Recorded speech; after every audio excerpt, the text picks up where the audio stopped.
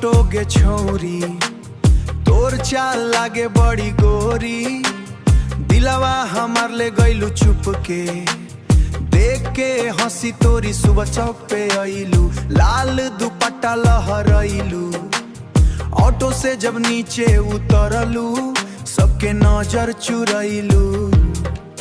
हम तो खड़ा रहल बटोही के, तू देखलू मुस्का के। दिलवा हमारा उड़ गईल हो तोहरा नैना में फंसा के। सीतामढ़ी ऑटो के छौरी, तोर दुल्हा लागे चोरी। चल जाई हमके अकेला भगा के, अमत कर दिलवा कमजोरी।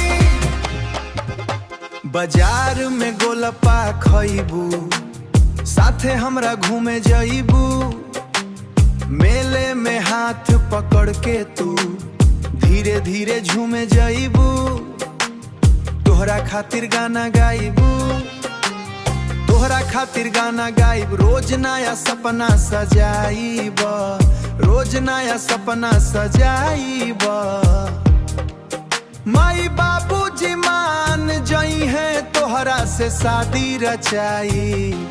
सीतामढ़ी ऑटो के छौरी, तोरे अखिया लागे चोरी। चल जाई हमके अकेला भगा के, बना दो प्यार के जोड़ी।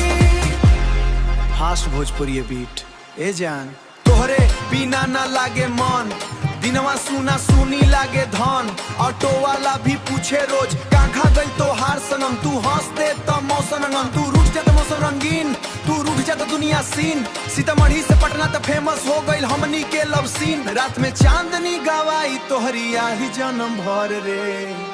सीतामढ़ी ऑटो